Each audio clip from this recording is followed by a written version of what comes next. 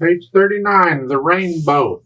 Point out a few things here. They're not really introducing anything new. We're just using the stuff we've already had. So let's just talk about it.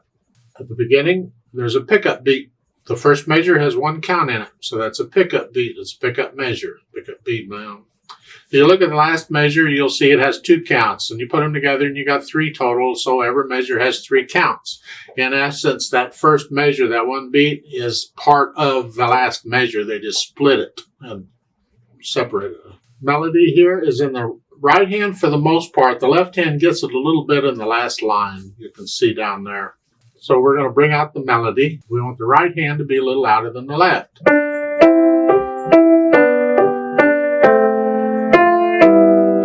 If you play them both the same, it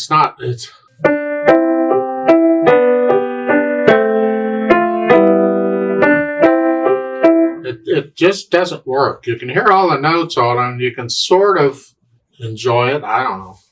But it really adds a lot to it if you just bring out the melody or play the melody louder than anything else.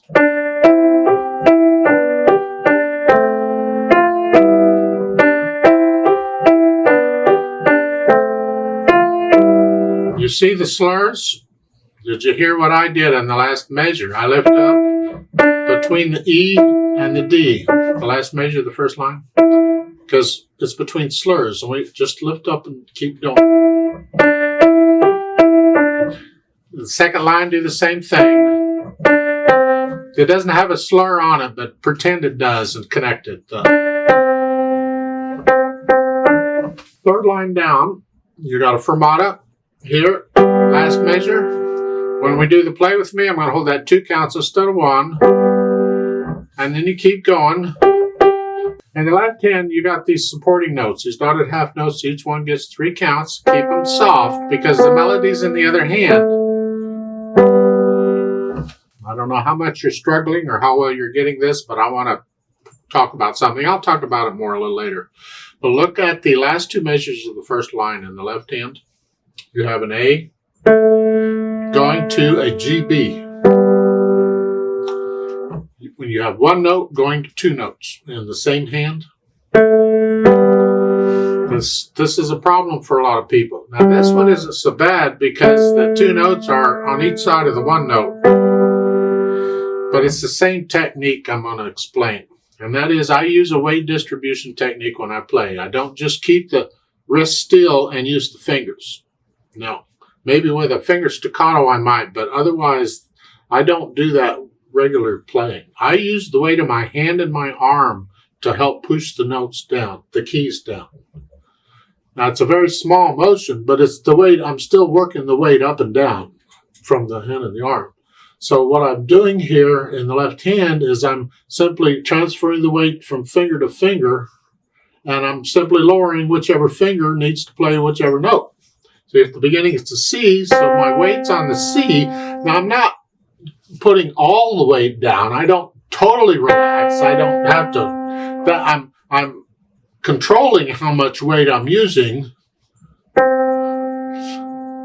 And then when I want to do the B, I just roll the weight, transfer the weight from the thumb to the index finger is all it is. Then to the third finger, I'm transferring the weight.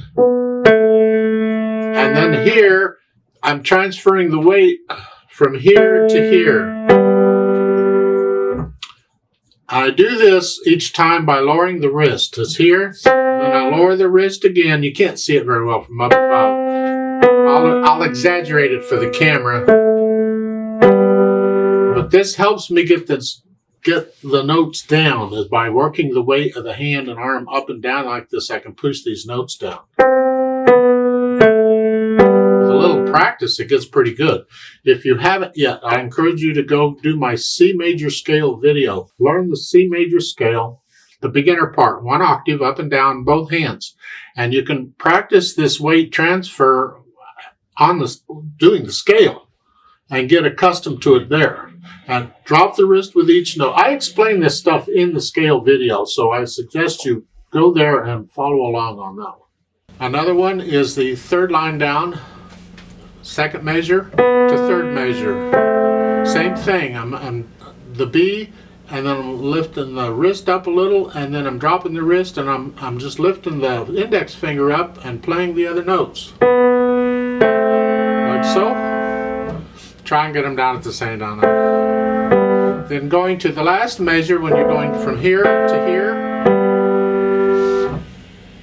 lift the wrist up a little bit and just drop the wrist and lift the other fingers up and push the other fingers down, and whichever fingers are involved. And the next to the last measure, the third line, I'm using my middle finger and the thumb. And as far as the wrist goes, I'm up and down. That's all it's going to do. But as it comes down, then I'm going to lift these fingers up, and I'm going to put these fingers down with the wrist. They come down with the wrist. I'm almost pulling the notes down.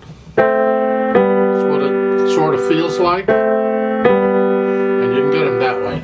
It takes a little practice, but it's doable. And it will make these things a lot easier as the music gets more complicated.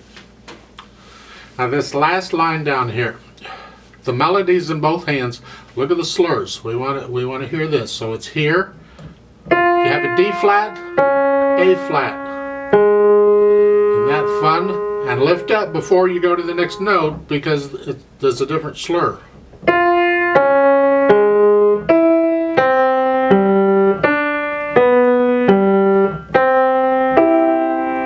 Isn't that cool? Last measure, fermatas. Remember I said when I'm playing with a metronome, I simply double the value of the smallest note involved. Well, here you have a half note in the left hand, but you have a quarter note in the right hand. That's smaller than a half note. So what I'm going to do is double the value of the quarter note.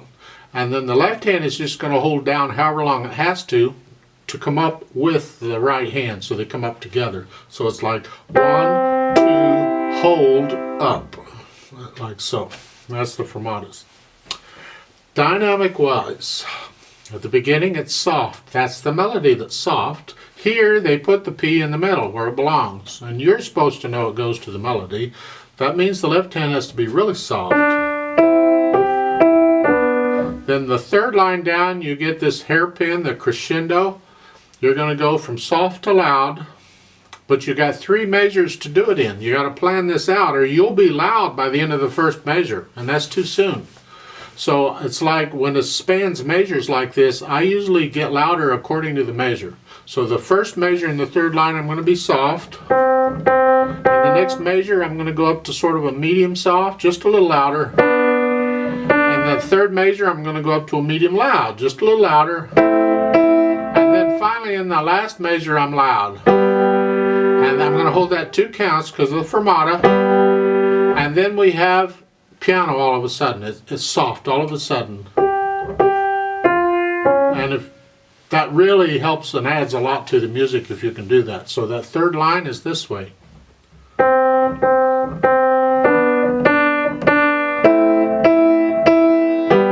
Hold.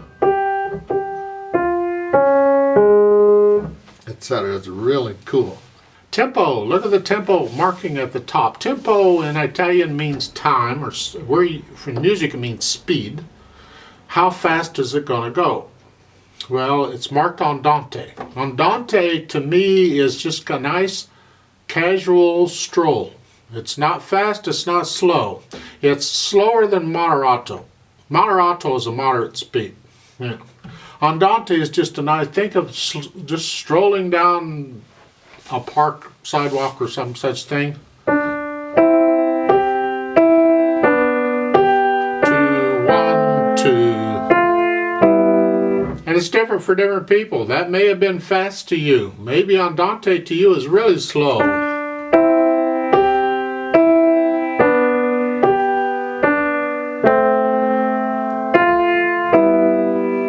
Whichever. It's up to you how fast you think andante is.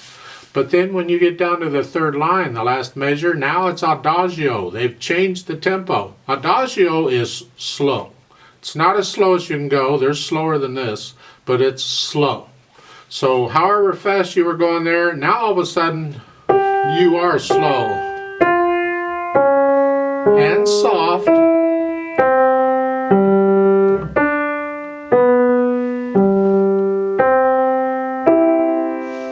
not sure there's much of a rainbow in any of that, but that's what's written. I didn't know it. They don't know.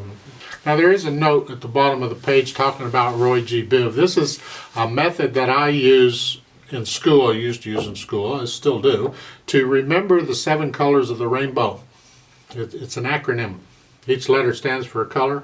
Roy is red, orange, yellow, green is in the middle, then blue, indigo, and violet. It's either in order. When you see a rainbow, that's the colors you're going to see. And so Roy G. Biv is, then they ask you what are the colors of the rainbow? You simply say Roy G. Biv. And they say, what? And then you get to explain and sound really impressive, and it's cool. Now the last 2 measures. In the dynamic, you see that hairpin going down? You're already soft.